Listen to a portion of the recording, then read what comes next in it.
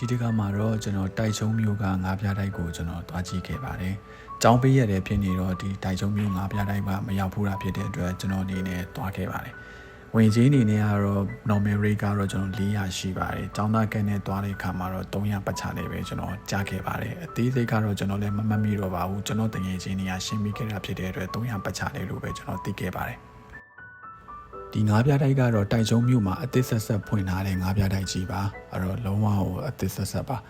ဆိုတော့ဝင်လိုက်တာနဲ့သူ့ရဲ့ငါးပြားတိုက်ကကျွန်တော်ပြောရမယ်ဆိုတော့အဝင်ကတော့ကျွန်တော်အတွက်ကတော့ impression တော်တော်ကောင်းပါတယ်ဒါပေမဲ့အထဲထဲကိုရောက်သွားလေပေါ့နော်သူတို့ရဲ့ခင်းချင်းထားတဲ့အခင်းချင်းပြထားတဲ့ပုံစံမျိုးတော့ကျွန်တော်သိတော့သဘောမကျခဲ့ပါဘူးသူ့မှာအလွှာအနေနဲ့3လွှာရှိရယ်3လွှာစလုံးမှာသူ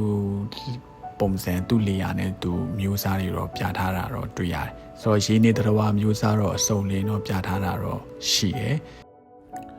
ကလေးငယ်တွေငါးဝဒနာပါတဲ့သူတွေအတွက်ကတော့ဒီပြတိုက်လေးကတော့တမူထူးခြားတဲ့အတွေ့အကြုံနဲ့ရတတစ်ခုကိုတော့ကျွန်တော်တို့ရရှိနိုင်ပါတယ်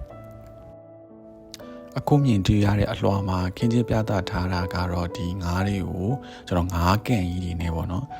အဲ့လိုမျိုးကျွန်တော်တို့အမြင့်ပေါ်တင်ပြီးတော့ကျွန်တော်တို့ပြသထားတာဖြစ်တယ်ပေါ့နော်ကျွန်တော်တို့လူတွေကဒီအောက်ကနေကြည့်တချို့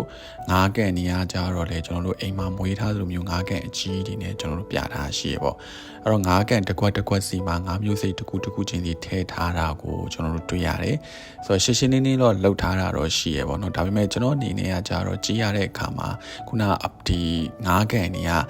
မော်ကြီးရတဲ့အချိန်မှာပေါ့တိတ်ပြီးတော့မြင်ရရှင်းရှင်းလင်းလင်းတွေ့ပြီးတော့မမြင်ရတဲ့ပုံစံမျိုးတော့ရှိမတွေ့ရတဲ့ပုံစံမျိုးတော့ရှိရပေါ့နော်နောက်တစ်ခုသူ့ကိုကြည့်ရတဲ့ feeling ကကိုအိမ်မှာမွေးထားတဲ့ငါးကန်တွေကိုကြည့်နေရတဲ့ feeling လိုမျိုးပဲပေါ့နော်တကယ်ငါးပြတိုင်းမှာကြည့်နေရတဲ့ feeling မျိုးမရဘူးသူပြထားတဲ့ဒီငါးကန်တွေကအဲ့လိုမျိုးဖြစ်နေရပေါ့နော်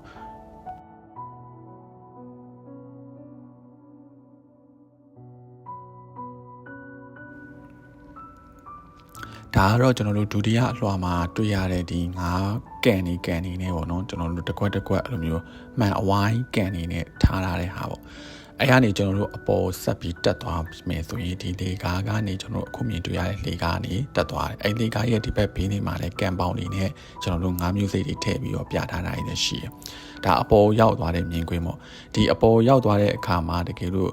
ကိုကရေစော့ချင်နေဆိုရင်သူကအဲ့လိုမျိုးကန်းချစ်တေးသေးလေးလိုမျိုးပေါ့ထားတာမျိုးရှိတယ်အဲ့မှာကိုဖနက်တွေချွတ်ပြီးတော့အခုဒီမြင်တွေ့ရတဲ့နေရာမှာပေါ့နော်ရေလေးစော့လို့ရတယ်ပေါ့အဲ့လိုမျိုးကန်းချစ်သေးသေးရဲ့ဒီဒါသေးသေးလေးကအလဲမှာထားပြီးတော့သူ့ရဲ့ဘေးနားမှာကန်ပေါင်နေနဲ့ထပ်ပြီးတော့ဒီငါးကန်တွေကိုထည့်ပြီးတော့ပြထားသေးတယ်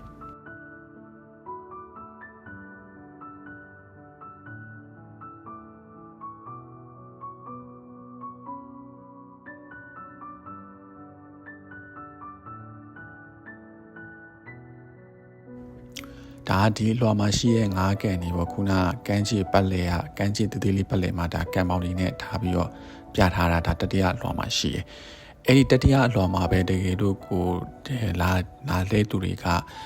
စားဖို့တောက်ဖို့ဘိုက်စားလာလို့ဘာလို့ဆိုရင်သူ့ရဲ့ဘေးပတ်လဲမှာကျွန်တော်တို့ရှိတယ်ဆိုရင်ဒီစားတောက်ဆိုင်တွေရှိရပေါ့နော်အဲစားတောက်ဆိုင်တွေမှာကိုထိုင်ပြီးတော့ကျွန်တော်ဘာလို့ရလဲဆိုစားဖို့တောက်ဖို့အချိန်ရှိပါတယ်ဒီမှာမြင်တွေ့ရတဲ့ဟာတော့ဒါသူတို့ရဲ့ဒါစားတောက်ဆိုင်ပါအဲစားတောက်ဆိုင်ရတယ်ကျွန်တော်စားတောက်ဆိုင်တန်းရတယ်ကျွန်တော်တတိယလွှာမှာပဲရှိပါတယ်အဲ့တော့တစ်ဖက်မှာကကြတော့ဒီငါးကန်နေနဲ့ပြထားတယ်တစ်ဖက်မှာကျတော့စားတောက်ဆိုင်ပေါ့နော်အဲတတိယလွှာမှာရှိရဲ့အနေထားပါနောက်တနေရာကတော့ကျွန်တော်တို့ပင်ကွင်းတို့လက်ပိုင်တို့ကျွန်တော်တို့ကြည့်ရနေရပါဒီအလွှာမှာကျတော့ဒီပင်ကွင်းတို့လက်ပိုင်တို့ကျတော့သူကအကြီးအကန်အကျယ်ကြီးအကြီးနဲ့တော့ထားတာတော့တွေ့ခဲ့တယ်ကန်တော့မသိဘူးပေါ့နော်သူတို့ကကြတော့ရေကစားတာရေများနဲ့ထားရတာဖြစ်တဲ့အတွက်ပေါ့ပင်ကွင်းများထားရတယ်လက်ပိုင်များထားရတယ်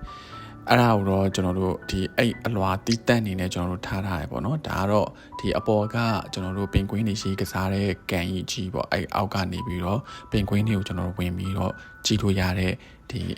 ကိုတိတ်တွေပေါ့အပေါ်မှာတော့ကန်ကြီးရှိရပေါ့နော်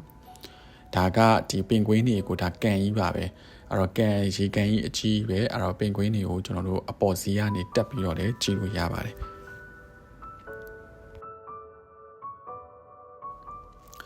နောက်တစ်ခုကကြောက်ကျွန်တော်တို့ငမန်းနေပေါ့နော်ငမန်းသေးသေးလေးတွေကိုလည်းကျွန်တော်တို့တွေ့ခဲ့ရငမန်းကြီးတော့မဟုတ်ဘူးအဲ့ရနေကျွန်တော်တို့အောက်ကိုဆင်းသွားမယ်ဆို LED projector နဲ့ဒါနိုင်ငံမှာပြထားတဲ့ပုံမှာဒီဘက်ကကြတော့တကယ်ကျွန်တော်တို့ငါးတွေကိုကန်ကြီးနဲ့ထည့်ထားတာပါအဲ့ဒီနေရာမှာကျွန်တော်တို့တနာရီချားတစ်ခါပေါ့နော်အစာလာကျွေးရသူရှိတယ်အဲ့တော့ငါးတွေကိုအစာလာကျွေးလို့တရုပ်ပြတဲ့နေရာပေါ့အဲ့နေရာမှာကျွန်တော်တို့ဒီအစာလာကျွေးသူကရင်ငုပ်ပြီးတော့တရုပ်ပြတာမျိုးရှိတယ်ဒါပေမဲ့ကျွန်တော်ကတော့မတွေ့ခဲ့ဘူးပေါ့နော်